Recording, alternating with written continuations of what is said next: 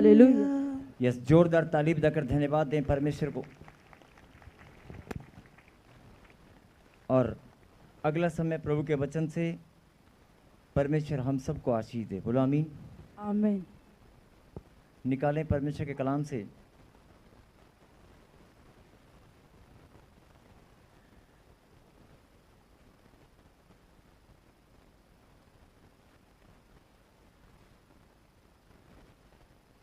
नीति वचन 22 का 7, चैप्टर 22 एंड वर्स 7 को हम पढ़ेंगे जल्दी से। हालेलुया।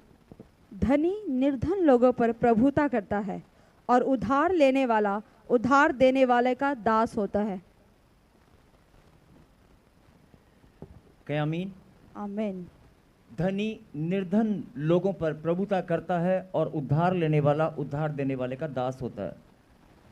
आप सब जानते हैं कि परमेश्वर के वचन में ये लिखा है, और जो लिखा है वो हमारा समाज, हम सब इस बात को जानते हैं कि सचमुच में ऐसा ही होता है। जो धनी व्यक्ति होता है वो निर्धन पर प्रभुता करता है, यानी कि जो ज़्यादा पैसे वाले लोग हैं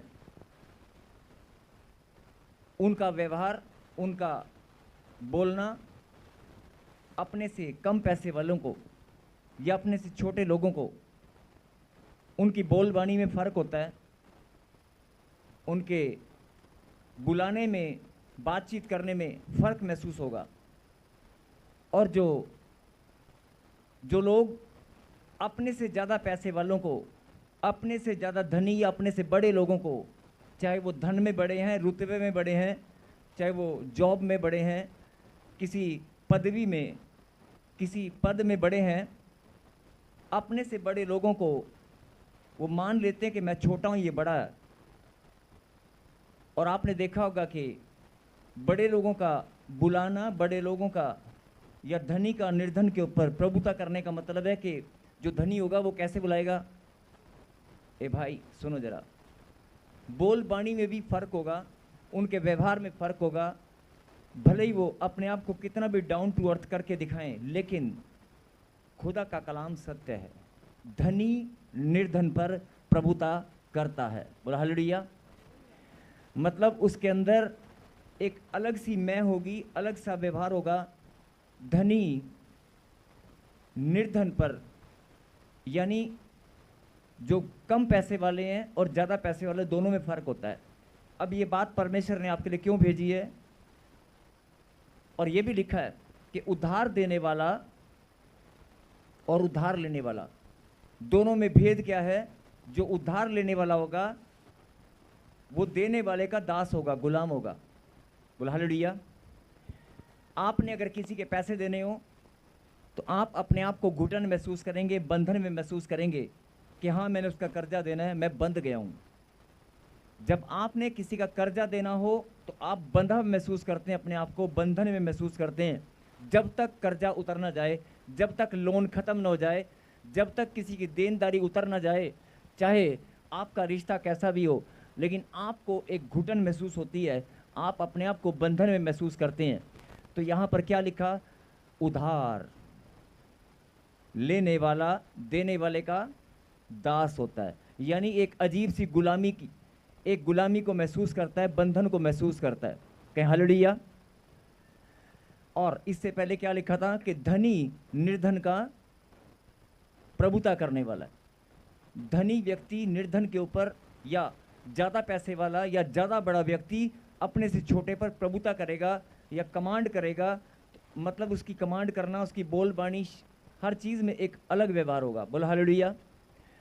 और कोई नई बात नहीं है। आप अपने इर्द गिर्द, अपने समाज में, अपने आजू बाजू, अपने रिश्तेदारी में, अपने परिवार में आप जब महसूस करेंगे, सोच कर देखो, झांक कर देखो, आपको दिखाई देगा। ऐसा होता है कि नहीं होता है? ऐसा होता है कि नहीं होता है ना? अगर ऐसा होता है और होता आया है पीढ़ी दर पीढ़ी, सदियों से, पुराने समय से आज तक ऐसा ही होता आया है। निर्धन अपने आप को छोटा महसूस करता है और धनी, चाहे वो पैसे में धनी हो, चाहे किसी पद में धनी है, चाहे मान सम्मान में धनी है, चाहे किसी भी, जो धनी का मतलब होता है जिसके पास ज्यादा हो, और निर्धन जिसके पास कम हो। धनी व्यक्ति निर्धन पर प्रभुता करता है और उधार लेने वाला देने वाले का गुलाम होता है। बोला हालेलुया। और ये हम पुराने समय से देखते आए हैं, ऐसा होता है और होता ही आया है, और ये खुदा के वचन में लिखा हुआ है। बोला आमीन। आमीन। अब जो समझने की बात है, अगर हम सब जानते कि परमेश्वर का कलाम सत्य है, वो टलने वाला, परमेश्वर का कलाम सत्य और वो टलने वाला, फिर से बोलो, खुदा का कलाम वो टलने वाला, वो पूरा होकर, कहीं आमीन। खुदा का कलाम सत्य है, टलने वाला नहीं है, और वो पूरा होकर रहेगा। तो ये वचन में लिखा है, धनी निर्धन पर प्रभुता करता है। तो इसका मतलब अगर वचन में लिखा है तो टलने वाला, धनी हमेशा ही निर्धन पर प्रभुता करता रहेगा और करता आया है। और उधार लेने वाला देने वाले का दास होता है। थोड़ा हो या ज्यादा, अगर खुदा के कलाम में लिखा है तो होकर रहेगा। लिखा है कि नहीं? और खुदा का कलाम सत्य है, यानी कि जब भी आप कोई कर्जा लेंगे, लेने जिससे लेंगे उसके गुलाम हो जाएंगे। और आपसे जो बड़ा होगा, चाहे अब आप देख सकते हैं, अगर पद में कहीं आप जॉब करते हैं तो आपका सीनियर है, वो आपको क्या करेगा, उसका व्यवहार कैसा होगा? हेलो, ये मेरा एक छोटा सा काम है, तुम कर सकते हो, तुम कर देना, ये करके लाना। बोल बाणी में फर्क होगा ना। अगर वो गांव का मुखिया है, सरपंच है, तुमसे बड़ा है, पद में बड़ा है, अगर जिम्मेदार है, कोई भी, किसी भी, आप अपने इर्द गिर्द अपने समाज में कोई भी रुतबे वाला कोई भी इंसान को आप देख लो, जो पद में बड़ा होगा, जो धनी होगा, उसका व्यवहार अलग होगा। बोल हालेलुया। और व्यवहार अलग होने का मतलब है कि वो प्रभुता करेगा। प्रभुता करने का मतलब कि आपके ऊपर शासन करेगा, जैसे शासन जैसा आपको, यानी कि प्रभुता करना मतलब आपको आपके ऊपर राज जैसा करेगा। बोल हालेलुया। आप बैठ जाएं प्लीज और सुनेंगे ध्यान से। अब हम सब जानते हैं कि हमारे इर्द गिर्द, हमारे समाज में ये सब होता आया है और हम देखते आए हैं, और बचपन से आप देखते आए हो, और सदियों से हम सब ये चीज़ सुनते आए हैं, और पुराने समय से ये होता आया है। तो ये तो टलने वाला नहीं है, ये तो होकर रहेगा। क्या आपको ये बात समझ में आ गई कि धनी निर्धन पर प्रभुता करेगा? और धनी कौन? पैसे में धनी हो, पद में धनी हो, मान सम्मान में धनी हो, जो आपसे बड़ा होगा वो छोटे पर प्रभुता करेगा। और कर्जा लेने वाला देने वाले का दास होगा। समझ में आ रही है बात? अब परमेश्वर आपको इस वचन के द्वारा क्या समझाना चाहते हैं? परमेश्वर के वचन में ही ये बात लिखी है कि ऐसा होता आया है और होता रहेगा। लेकिन परमेश्वर आपका जरा सा ध्यान एक बात पर और लेकर जाना चाहते हैं, और आप इस बात को अच्छे से जानते हैं कि जो चीज आप पर प्रभुता करती है वो करती ही रहती है। जो चीज आपके पर प्रभुता करते हैं, जो लोग, कुछ रिश्ते हैं, कुछ रिश्ते हैं, जैसे कि पति पत्नियों के ऊपर प्रभुता करते हैं, और कुछ रिश्ते ऐसे हैं, आपने देखा होगा, साला और जीजा। मैं समझाने के लिए बोल रहा हूं। जीजा साले के ऊपर प्रभुता करेगा। अगर आप समझ में नहीं आ रहे तो समझ सकते हैं उदाहरण लेकर। अगर आपके परिवार में फूफा जी आए हैं, नहीं तो आदर देना पड़ेगा, वो प्रभुता करेगा आपके परिवार के ऊपर। मतलब एग्जाम्पल है, जो रिश्ता बड़ा होगा वो आपके ऊपर प्रभुता करेगा। समझ में आ रही है? अब परमेश्वर क्या समझाना चाहते हैं कि जो प्रभुता तुझ पर करेगा, चाहे वो कोई भी हो, और जो तुझे दास बनाएगा, जो कोई भी हो, तू सारी जीवन भर, सारा जीवन हो सकता है तू दास बनकर बिता दे, हो सकता है उसकी प्रभुता के नीचे दबकर रह जाए, लेकिन मैं, अगर तू मेरी बात को ध्यान से सुने तो मैं प्रभुता करने वाले को और दास को, तेरे जीवन में जो परिस्थिति है उसे उल्टा कर सकता हूं। हालेलुया।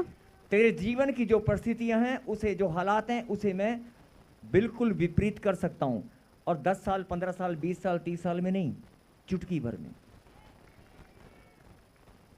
जरा ध्यान से सुने, अगर आपने कोई 15 साल के लिए होम लोन लिया है तो 15 साल ना लगेंगे उसको उतारने में। बैंक, जिस बैंक से आपने लोन लिया है वो बैंक के आप गुलाम है कि नहीं, बैंक आपके ऊपर प्रभुता कर रहा है कि नहीं, आपको उसका EMI देना ही होगा 15 साल। वो बात अलग है कि आप मेहनत करके, हिम्मत जुटाकर 15 साल को आप 5 साल में ख़त्म कर सकते हैं, 10 साल में ख़त्म कर सकते हैं, लेकिन जब तक ख़त्म नहीं होगा तब तक वो प्रभुता करेगा और आप अपने आप को बंधन में महसूस करोगे, एक गुलामी में महसूस करोगे। बोलो हालेलुया। लेकिन ये छोटा सा उदाहरण परमेश्वर आपके जीवन में बताना चाहते हैं कि जो परिस्थितियां, जो हालात तुम्हारे जीवन में है, जो चीज, कोई भी अपने आप को चाहे शक्ति मानता हो कि मैं बहुत बड़ी शक्ति हूं और तुम्हारे जीवन में प्रभुता करने के लिए आ गया है, तुम्हारे जीवन के ऊपर राज कर रहा है, चाहे वो बीमारी है, चाहे वो कर्जा है, कर्जा भी तुम्हारे जीवन पर राज करता है, बीमारियां भी तुम्हारे जीवन पर, तुम्हारे शरीर पर राज करती हैं।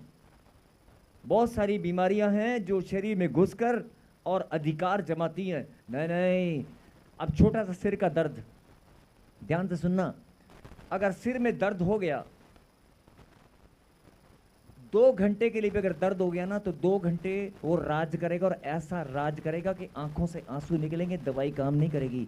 दर्द इतना भयंकर होता है। जो दर्द आपको शरीर में घुसकर आपके ऊपर प्रभुता करेगा, एक उदाहरण दे रहा हूं, दांत का दर्द। अगर दांत का दर्द भी आपको हो गया ना, सारी रात वो डांस करवाएगा, सोने नहीं देगा, अपनी मर्जी से डांस करवाएगा। लेफ्ट राइट, खड़ा हो जा, बैठ जा, चल फिर, खड़ा हो जा, बैठ जा, चल फिर, सारी रात डांस करवाएगा। एक दांत का दर्द, एक दांत का दर्द आपके ऊपर प्रभुता करने के लिए आपके शरीर में घुसकर हमला करता है और आप उसके गुलाम बन जाते हैं। एक सर का दर्द, घुटने का दर्द, ये तो वो दर्द है जो थोड़ी देर के लिए आए और चले गए। ये तो वो दर्द है जो थोड़ी देर के आए और चले गए। कुछ दर्द ऐसे हैं जो जीवन में तुम्हारे रिश्तों में घुस जाते हैं, निकलने का नाम नहीं लेते। कुछ दर्द ऐसे हैं तुम्हारे रिश्तों को तोड़कर, तुम्हारे डॉक्यूमेंट्स, तुम्हारे कागजात, तुम्हारे पासपोर्ट, तुम्हारी और भी बहुत सारे डॉक्यूमेंट्स हैं, तुम्हारी प्रॉपर्टी है, कैसे न कैसे डॉक्यूमेंट्स के ऊपर हमला करके कब्जा कर लेते हैं, तुम्हारे डॉक्यूमेंट्स के ऊपर अधिकार जमाते हैं, तुम्हारे रिश्तों के ऊपर अधिकार जमाते हैं, तुम्हारे जीवन पर अधिकार जमाते हैं। वो दर्द जो दांत का था, वो दर्द जो सर का था, वो दर्द जो कमर का था, हो सकता है वो थोड़ी देर बाद चला जाए। लेकिन कुछ ऐसे दर्द हैं, बच्चों का दर्द है, परिवार में रिश्तों का दर्द है, जो जाने का नाम नहीं लेता और जीवन भर आप उसके सामने घुटने टिकाकर बैठ जाते हैं। बहुत सारे दर्द ऐसे हैं और आप सब जानते हैं, अपना अपना दर्द सब जानते हैं। बीमारी का दर्द है, बवासीर का दर्द है। पूछ कर देखो, बहुत सारे लोगों को हंसी आएगी, पूछ कर देखना उन बहनों को, उन भाइयों को जिनको बवासीर की पीड़ा होती है। सुबह जब वो टॉयलेट में जाते हैं, रोज सुबह टॉयलेट में बैठकर तड़पते हैं, चीख के निकल जाती हैं। पूछ कर देखो यूट्रस में जिन बहनों को पीड़ाएं होती हैं, पूछ कर देखो जिनको कैंसर का दर्द होता है, पूछ कर देखो सर्वाइकल की पेन कैसी होती है। जिसको होती है वही जानता है। पूछ कर देखो उस मां का दर्द कैसा है जो टॉयलेट और बाथरूम बेड पर अपने बच्चों को उठाती है और रोज साफ करती है। उसका बच्चा टॉयलेट बाथरूम करने के लिए बेड से उठकर बाथरूम में नहीं जा सकता। एक तो बेड से उठकर बाथरूम में नहीं जा सकता, ऊपर से रिश्तेदार, पति और सास और ससुर आकर ताना मारते हैं, क्या पैदा किया है। पूछ कर देखो उस बहन से, उसका दर्द कैसा है। बच्चे का दर्द अलग है, मान सम्मान का दर्द अलग है, ताने सहने का दर्द अलग है, अपमान का दर्द अलग है, और शरीर का पीड़ाओं का दर्द अलग है। एक बहन इतना सारा दर्द अपने ऊपर सहन करती है। ऐसी बहुत सारी बहनें हैं, ऐसे बहुत सारे भाई हैं जो अपने परिवार के लिए अपनी प्रॉब्लम अपने बच्चों को, अपने फैमिली में अपने बच्चों को बताते भी नहीं है, लेकिन बाहर कितना दुख दर्द सहन करके वो घर में आते हैं, वो जानते हैं। बोलो हालेलुया। पूछ कर देखो उन बहनों से जो अपनी फैमिली, अपने रिश्ते, अपना धन, मान सम्मान सब कुछ कुर्बान कर देती है सिर्फ एक रिश्ता संभालने के लिए, और जब उसका अपमान होता है पूछ कर देखो जिनका दिल टूट जाता है। किसी ने अगर दिल तोड़ दिया हो, किसी ने हृदय तोड़ दिया हो, किसी ने तुम्हारा अपमान कर दिया हो, पूछ कर देखो उस दर्द का एहसास कैसा होता है। मेरे कहने का मतलब है एक छोटा सा दर्द आपके ऊपर प्रभुता करता है। शारीरिक दर्द जा सकता है, लेकिन मानसिक पीड़ाएं, दिमागी दर्द, मानसिक पीड़ाएं जाने का नाम नहीं लेती हैं। कुछ रिश्तों के ऊपर ऐसा हमला शैतान करता है। जो मेरी बात समझ रहे हैं, ये मेरे प्रभु की बात है, जो समझ रहे हैं वो ऊंची बात से कहें हालेलुया। हालेलुया। आप सबके जीवन में कोई ना कोई दर्द घुस कर बैठा है और प्रभुता करने के लिए आ चुका है। आया कि नहीं? प्रभुता करने के लिए कोई ना कोई चीज आकर बैठी है कि नहीं? अगर आप परमेश्वर के संतान हैं, अगर आप परमेश्वर के संतान हैं, परमेश्वर के बेटे और बेटी हैं, तो किसी का अधिकार नहीं होना चाहिए, किसी का अधिकार नहीं होना चाहिए कि आपके ऊपर प्रभुता करे। बोल हालेलुया। परमेश्वर के कलाम में लिखा है धनी निर्धन पर प्रभुता करता है और कर्जा लेने वाला देने वाले का गुलाम होता है। परमेश्वर के वचन में लिखा है। आपके जीवन में भी कोई ना कोई गुलामी, कोई ना कोई बंधन आप महसूस कर रहे हैं और आप जकड़न में हैं। आपके जीवन में भी कोई ना कोई दर्द पीड़ा आप बर्दाश्त कर रहे हैं और कोई ना कोई बंधन में आप हैं, और कोई है जो आपके जीवन में, आपके रिश्तों में, आपके डॉक्यूमेंट्स के ऊपर, आपकी चीजों के ऊपर, आपके परिवार के ऊपर प्रभुता करने के लिए आकर बैठा हुआ है। क्या आप उसे उखाड़ना चाहते हैं? परमेश्वर आपकी परिस्थिति को चुटकी भर में बदल सकते हैं। सबको जय मसीह की। मैं जतिन बब्बर और आप देख रहे हैं मसीह परिवार चैनल। जैसे कि आप सब जानते हैं कि मैं इस चैनल पे प्रभु के अलग अलग दासों की वीडियोस डालता हूं, तो अगर आपको हमारा चैनल अच्छा लगता है तो आप इस चैनल को ज़्यादा से ज़्यादा सब्सक्राइब जरूर करें, ताकि आप प्रभु के वचन को सुन सके। वीडियोस को ज़्यादा से ज़्यादा शेयर करें ताकि जिन लोगों तक वचन नहीं पहुंचा उन तक भी वचन पहुंच सके। सबको जय मसीह की। एक बार मैं आपसे दोबारा कहूँगा कि इस चैनल को सब्सक्राइब जरूर करें और वीडियोस को ज़्यादा से ज़्यादा शेयर करें। जय मसीह की।